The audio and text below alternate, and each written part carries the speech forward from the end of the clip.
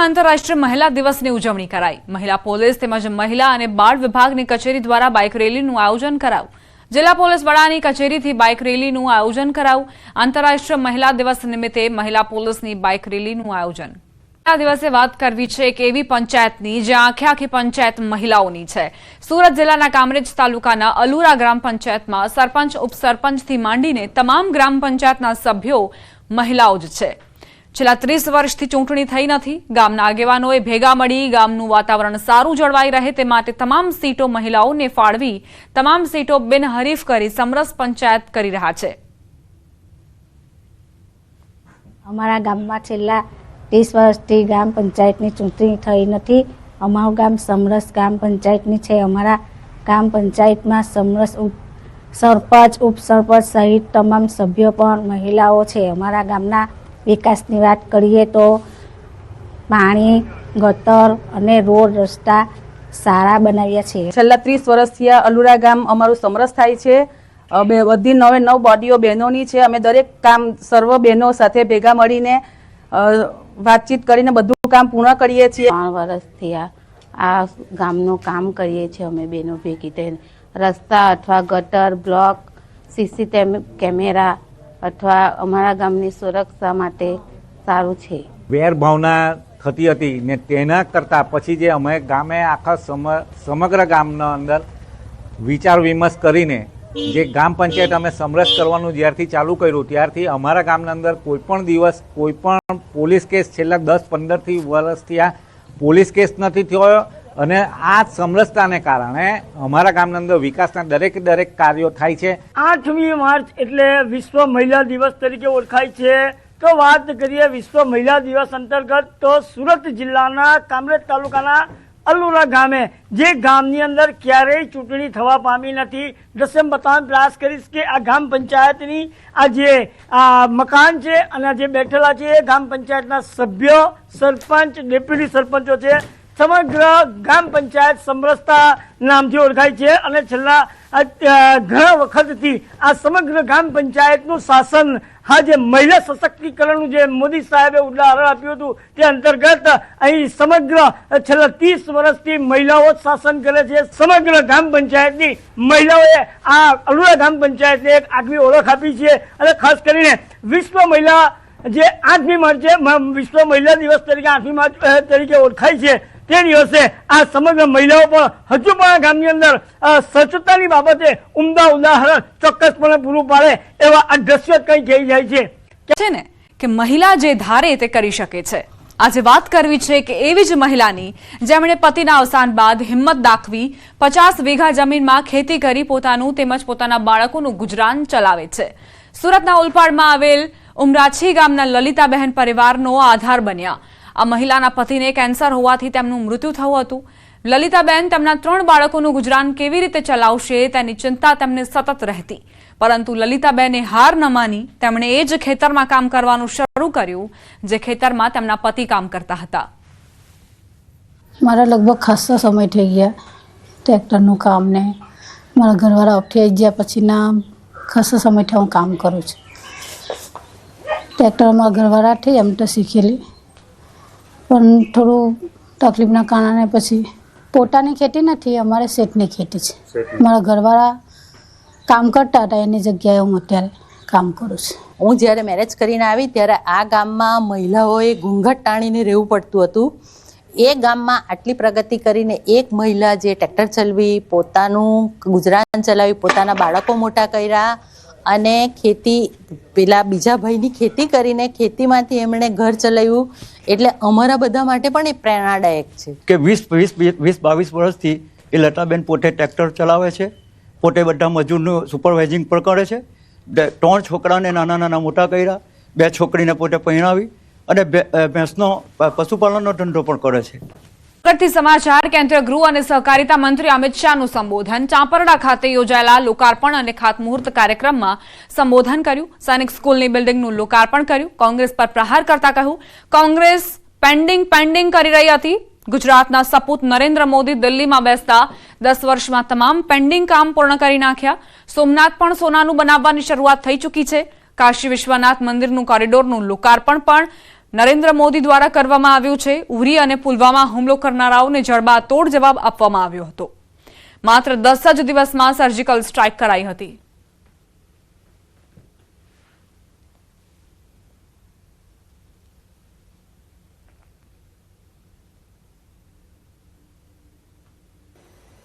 ટેન્ટમાંથી રામલલ્લા પોતાના ભવ્ય મંદિરમાં બિરાજે। ઔરંગઝેબે તોડેલું કાશી વિશ્વનાથનું મંદિરનો કોરિડોર ફરીવાર બનાવવાનું કામ થયું અને અનેક વાર આક્રમણખોરોએ તોડેલું આપણું સોમનાથ એ પણ સોનાનું બનાવવાની શરૂઆત થઈ ચૂકી। મિત્રો, એ પણ સોનાનું વર્ષોથી દેશની સુરક્ષાને તાક પર રાખી આ કોંગ્રેસ પાર્ટી ચાલતી। પાકિસ્તાનથી આતંકવાદીઓ રોજ આઈને બોમ્બ ધમાકા કરી જતા, કોઈ જવાબ નહોતો।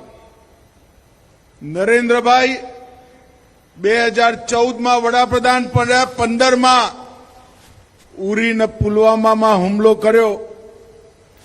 પાકિસ્તાનના આતંકવાદીઓને હતું શું થવાનું છે, એમને ખબર નથી। વડાપ્રધાન બદલાઈ ગયા, સરકાર બદલાઈ ગઈ, નરેન્દ્ર મોદી વડાપ્રધાન છે। 10 જ દિવસમાં સર્જિકલ સ્ટ્રાઇક અને એર સ્ટ્રાઇક કરી પાકિસ્તાનના ઘરમાં ઘૂસી આતંકવાદીઓનો સફાયો કરવાનું કામ નરેન્દ્ર મોદીજી। અને એ દિવસથી પૂરા વિશ્વની અંદર એક સંદેશ ગયો કે ભારતની સેના અને ભારતની સીમા એની જોડે મજાક ના કરાય। માં રહી પક્ષને નુકસાન કરનારાને દૂર કરવાના રાહુલ ગાંધીના સૂચન પર પ્રદેશ ભાજપે ચૂટકી લીધી। ભાજપ નેતા યજ્ઞેશ દવે સવાલ કર્યો કે પક્ષનું નેતૃત્વ જ તેમના નેતાઓ પર શંકા કરે તો તેઓ કેવી રીતે રહી શકે? કોંગ્રેસની જમીન નથી ત્યાં નેતાઓ મકાન બનાવવાની વાત કરે છે, એમ પણ દવેએ ઉમેર્યું છે। ત્યારે પક્ષના નેતૃત્વ જે એમના નેતાઓ પર શંકા કરતું હોય તો એ નેતાઓ કઈ રીતે પક્ષમાં રહી શકે? બીજી વાત એ છે કે 27ની અંદર કોંગ્રેસ સત્તા ઉપર આપશે એના સપના જો જોવા હોય તો એના માટે ગ્રાસરૂટ ઉપર કામ કરવું પડે, જમીની લેવલ ઉપર કામ કરવું પડે। અને જમીની લેવલ ક્યાં છે એ એક અઠવાડિયા પહેલાં જે પરિણામો આવ્યા નગરપાલિકાઓના એ 68માંથી માત્ર એક નગરપાલિકા કોંગ્રેસના ફાળે ગઈ। મહાનગરપાલિકાને તાલુકા પંચાયત તો મળી જ નહીં, પણ માત્ર એક નગરપાલિકા ફાળે ગઈ। એના ઉપરથી ખબર પડે કે કોંગ્રેસના પગ તળે જમીન છે જ નહીં, અને જ્યાં જમીન નથી ત્યાં તમે મકાન બનાવવાની વાત કરી રહ્યા છો, સપના જોવાની વાત કરી રહ્યા છો। પક્ષને નુકસાન કરતા હોય તેવાને શોધીને દૂર કરવા જોઈએ। ગુજરાત પ્રવાસ દરમિયાન રાહુલ ગાંધીએ કાર્યકરોને બેઠકમાં સ્પષ્ટ સૂચના આપી। પ્રદેશ પ્રમુખ શક્તિસિંહ ગોહિલ અને અમિત ચાવડાએ કહ્યું કે પક્ષમાં બે પ્રકારના લોકો છે, જે અંગે રાહુલે સ્પષ્ટ સૂચના આપી છે।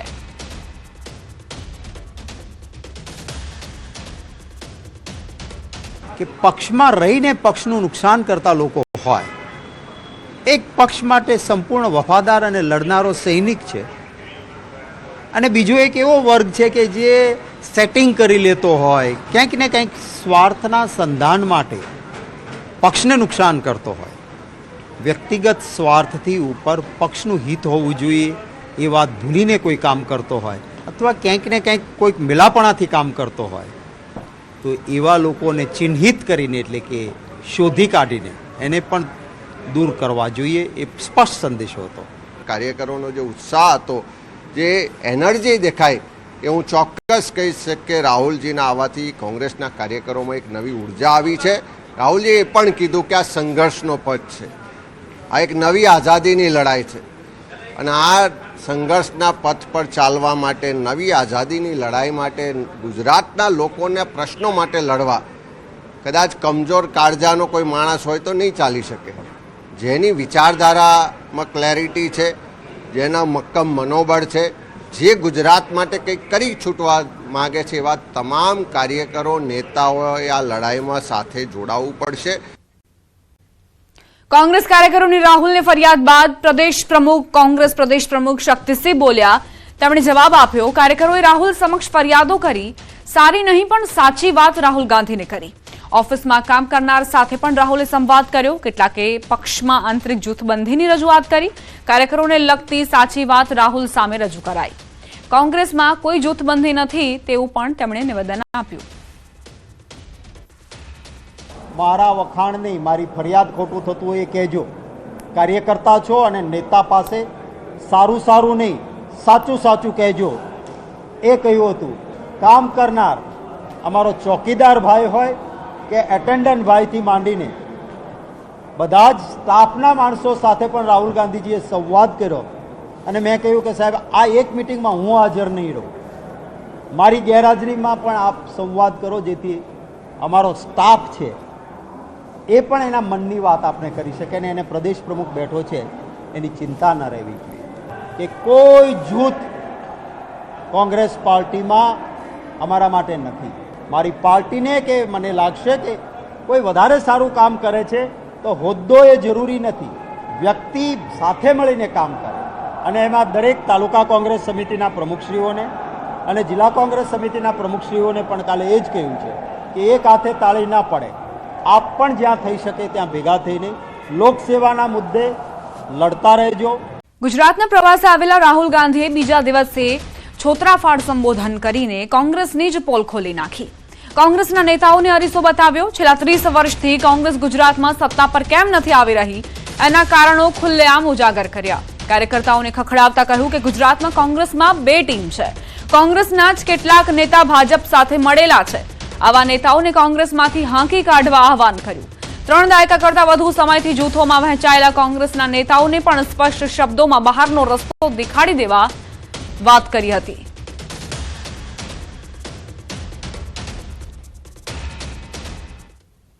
तो अगर हमें रिश्ता बनाना है तो हमें 2 काम करने हैं. पहला काम, ये जो 2 ग्रुप्स हैं इनको अलग करना है सीधा. अगर हमें सख्त कार्रवाई करनी पड़ी, 10, 15, 20, 30, 40 लोगों को निकालना पड़ा, निकाल देना चाहिए. કોંગ્રેસ નેતા રાહુલ ગાંધી ગુજરાત પ્રવાસે હતા ત્યારે તેમણે અમદાવાદમાં કાર્યકર્તાઓ સાથે સંવાદ કર્યો હતો. સ્ટેજ પર નાની બાળકીને પણ બોલાવી તેની સાથે પણ સંવાદ કર્યો. આ બાળકીનું નામ ચારવી સોલંકી છે. તેમણે કહ્યું, મને નેતાએ સ્ટેજ પર બોલાવી તેથી મને બહુ ખુશી થઈ. દેખાઈ હતી એમને એટલે એમણે મને બોલાવ્યા અને મને બહુ ખુશી થઈ કે એમણે મને બોલાવી. શું વાત કરી? એમણે મારું નામ પૂછ્યું અને મેં એમને કીધું કે મારું નામ ચારવી સોલંકી છે. એમણે એવું પૂછ્યું કે તારે તું અત્યારે કયા ધોરણમાં ભણું છું? મેં કીધું કે હું 7th ભણું છું અને હું બેડમિન્ટનની ફિલ્ડમાં જવાની છું અને મારી સ્કૂલની કોંગ્રેસ પાર્ટીની હું લીડર છું. પહેલા રાહુલ ગાંધીને મળી હતી કે પહેલી વખત મળી? ના, મારું આ સેકન્ડ ટાઈમ છે. મારું આ સેકન્ડ ટાઈમ છે અને હું પહેલા અમદાવાદમાં મળી હતી જ્યારે હાથ જોડોમાં આવ્યા હતા. કોંગ્રેસ નેતા રાહુલ ગાંધી ગુજરાત પ્રવાસે હતા ત્યારે તેમણે અમદાવાદમાં કાર્યકર્તાઓ સાથે સંવાદ કર્યો હતો. સ્ટેજ પર નાની બાળકીને પણ બોલાવી તેની સાથે પણ સંવાદ કર્યો. આ બાળકીનું નામ ચારવી સોલંકી છે. તેમણે કહ્યું, મને નેતાએ સ્ટેજ પર બોલાવી તેથી મને બહુ ખુશી થઈ. દેખાઈ હતી એમને એટલે એમણે મને બોલાવ્યા અને મને બહુ ખુશી થઈ કે એમણે મને બોલાવી. શું વાત કરી? એમણે મારું નામ પૂછ્યું અને મેં એમને કીધું કે મારું નામ ચારવી સોલંકી છે. એમણે એવું પૂછ્યું કે તારે તું અત્યારે કયા ધોરણમાં ભણું છું? મેં કીધું કે હું 7th ભણું છું અને હું બેડમિન્ટનની ફિલ્ડમાં જવાની છું અને મારી સ્કૂલની કોંગ્રેસ પાર્ટીની હું લીડર છું. પહેલા રાહુલ ગાંધીને મળી હતી કે પહેલી વખત મળી? ના, મારું આ સેકન્ડ ટાઈમ છે. મારું આ સેકન્ડ ટાઈમ છે અને હું પહેલા અમદાવાદમાં મળી હતી જ્યારે હાથ જોડોમાં આવ્યા હતા. લોકપ્રિય નેતા પીએમ મોદી લોકોના દિલમાં વસે છે. સુરતમાં પીએમ મોદીની જનસભામાં એક ક્ષણ ખરેખર દિલને સ્પર્શી ગઈ. પ્રધાનમંત્રી નરેન્દ્ર મોદીની સુરતની જનસભામાં ભાવુક દ્રશ્યો જોવા મળ્યા. પીએમ મોદી અને માતા હીરાબાનું પેઇન્ટિંગ લઈને ઉભેલો એક યુવક પીએમ મોદીને જોઈને ભાવુક થઈ ઉઠ્યો. મૂળ ઉધનામાં રહેતો ઓમ ચૌધરી નામના યુવકે પીએમ મોદી અને હીરાબાનું પેઇન્ટિંગ બનાવ્યું હતું. આ પેઇન્ટિંગ લઈને તે જનસભામાં પહોંચ્યો હતો જ્યાં તે ભાવુક થઈને રડી પડ્યો. આ દ્રશ્ય જોઈ પીએમ મોદીએ પણ પોતાનો કાફલો રોકાવ્યો અને પેઇન્ટિંગ લઈને તેની પર પીએમ મોદીએ ઓટોગ્રાફ આપ્યો હતો. આ ભાવુક અને અદ્ભુત ક્ષણે કેમેરામાં કેદ થઈ હતી અને આ વિડીયો હાલ સોશિયલ મીડિયામાં પણ વાયરલ થઈ રહ્યો છે. ન્યૂઝ 18 ગુજરાતીની ટીમે ઓમ ચૌધરીનો સંપર્ક કર્યો ત્યારે જાણવા મળ્યું કે તેને નાનપણથી જ પેઇન્ટિંગનો શોખ છે. તેનું કહેવું છે કે તેને વિશ્વાસ નહોતો કે તેના પેઇન્ટિંગ પર પ્રધાનમંત્રી મોદી ઓટોગ્રાફ આપશે અને જ્યારે પીએમ સામે આવતા તેની આંખોમાંથી આંસુ વહી રહ્યા હતા. જે બાદ પીએમના સુરક્ષાકર્મીઓએ પેઇન્ટિંગ લીધી હતી અને CR પાટીલે તેનું નામ પૂછ્યું હતું. ઓમ માટે આ ક્ષણ એક યાદગાર ક્ષણ બની ગઈ. મને એક અઠવાડિયા પહેલા ખબર પડી કે મોદીજી આપણા સુરતમાં આવવાના છે અને હું ઘણા વર્ષોથી ટ્રાય પણ કરતો હતો. અલગ અલગ જગ્યાએ સભા થાય ને એ બધું વસ્તુ ત્યાં અલગ અલગ નવી પેઇન્ટિંગ બનાવીને કે સ્કેચ બનાવીને જતો હતો. 7 તારીખ મારા માટે બહુ લકી પણ હતી અને મેં જ્યારે ઘરેથી નીકળ્યો તો મારી મમ્મીનો આશીર્વાદ હતો મારી હારે. તો જ્યારે મેં ત્યાં પહોંચ્યો તો મને એટલી થોડી પોસિબિલિટી તો હતી કે આ વખતે મને થોડુંક થઈ જશે આ બધી વસ્તુ કે મોદીજી મારા માટે કાફલો રોકશે. અને બન્યું આવું જ કે જ્યારે મોદીજી આવ્યા તો એમને જોઈને મેં થોડુંક ફર્સ્ટ ટાઈમ જોયું હતું. મીડિયામાં જ પહેલાં જોતો હતો, પહેલાં ક્યારેક જોયું નહીં. તો ફર્સ્ટ ટાઈમ જ્યારે જોયું તો હું થોડોક ભાવુક થઈ ગયેલો અને પછી આંસુથી નિરંતર ધારા વહેતી ગઈ. મોદીજી બી થોડાક ભાવુક થઈ ગયેલા. પછી એમને મારું નામ પૂછ્યું ને પછી લખ્યું પ્રિય ઓમ અભિનંદન. તો મને ઘણી ખુશી છે. હિરામંદીમાં વધુ એક પરિવારનો માળો વિખેરાયો. સુરતથી આ સમાચાર. હિરામંદીથી પરિવારનો સામૂહિક આપઘાત. એક જ પરિવારના 3 સભ્યોનો સામૂહિક આપઘાત. અમરોલીના એક ફ્લેટમાં બનાવ બન્યો હતો. આર્થિક સંકળામણના કારણે સભ્યોએ પગલું ભર્યું. મૃતક હર્ષ અને તેના પિતા રત્ન કલાકાર હતા. 50 વર્ષીય માતા અને પિતા તથા 30 વર્ષીય પુત્રએ ઝેરી દવા ગટગટાવીને જીવન ટૂંકાવ્યું છે. બનાવની જાણ થતાં ત્રણેયને હોસ્પિટલ ખસેડાયા હતા, જ્યાં તબીબોએ તેમને મૃત જાહેર કર્યા. પોલીસ તપાસમાં ઘરમાંથી સુસાઇડ નોટ મળી આવી, જેમાં લખાયું હતું કે મકાનનો સોદો 22 લાખમાં થયો હતો અને મકાન ખરીદનારે 1 લાખનું ટોકન આપ્યું હતું. સામેવાળા કોઈ કારણોસર આ ટોકનના પૈસા પરત માંગતા હતા. મકાન ખરીદનારની ઉઘરાણીના કારણે પરિવારે સામૂહિક આપઘાત કર્યો. અમરોલીમાં ફ્લેટ લીધો હોવાના કારણે આર્થિક સંકળામણ હતી. ઉપરથી હર્ષના પિતાને પિતાશયની તકલીફ પણ હતી. પણ દિવાળી પછી એને તકલીફ થોડીક હીરામાં મંદીને કારણે એકદમ ધંધા સ્ટોપ થઈ ગયા અને મારે બનાવીને દવાખાનું આવ્યું. એમાં લોનના હપ્તા ભરાણા નહીં કાંઈ. 4-5 હપ્તા માથે ચડી ગયા હતા. શું કામ કરતા હતા? હીરાનું જ કામ કરતા હતા. 2 જણ. હા, બંને જણ. હવે હેરાન પરેશાનમાં તો બીજી તો કંઈ નથી, પણ એને ફ્લેટ જે રાખેલો હતો ને એને બીજાને વેચી નાખ્યો હતો ને ઓલા પેલા ભાઈ એને કંઈક 50,000 રૂપિયા કે લાખ રૂપિયા જે આપ્યો એ બહુ ખ્યાલ નથી, પણ પૈસા આપ્યા હતા. પ્રાપ્ત થઈ રહ્યા છે. 5 દિવસ ગરમી પાડી શકે છે બીમાર. ગરમીથી બચવાના ઉપાય સાથે મોટી આગાહી. સૌરાષ્ટ્ર કચ્છમાં 5 દિવસ ગરમીનું યલો એલર્ટ અપાયું છે. ઉત્તર ગુજરાતમાં 3 દિવસ યલો એલર્ટ તો 5 દિવસ અનેક ઠેકાણે હીટવેવની આગાહી કરાઈ છે. 5 ડિગ્રી સુધી તાપમાન વધી શકે છે. દરિયાકાંઠા વિસ્તારમાં અકળાવે તેવી ગરમી વરસશે. હવામાન વિભાગે આ આગાહી જાહેર કરી છે. ઊંચા તાપમાનથી વધુ તડકામાં રહેવાથી તબિયત બગડી શકે છે. નવજાત બાળક, વૃદ્ધો, ગંભીર બીમારીવાળાઓએ સાચવવું પડશે. ઠંડકવાળી જગ્યાએ રહેવું હિતાવહ રહેશે. બને ત્યાં સુધી તડકામાં નીકળવું ટાળવું પડશે. ડિહાઇડ્રેશનથી બચવા માટે પાણી પીતા રહેવું. ORS, લીંબુ પાણી, છાશ પીવાનું રાખવું. 5 દિવસ ગરમી બીમાર પાડી શકે છે. આ બદલતા વાતાવરણના કારણે જો તમે બેદરકારી દાખવી તો બીમાર પડી શકો છો. ઉત્તર ગુજરાત માટે 3 દિવસ યલો એલર્ટ આપવામાં આવ્યું છે. સૌરાષ્ટ્ર માટે 5 દિવસનું યલો એલર્ટ અપાયું છે. હજુ માર્ચની શરૂઆત છે અને એવામાં જો તમે બેદરકારી દાખવશો તો બીમાર પડી શકો છો. અને એટલે જ હવામાન વિભાગે આ આગાહી કરી છે, જેથી આ આગાહી તમારી માટે સારી સાબિત થાય, લાભકારક સાબિત થાય.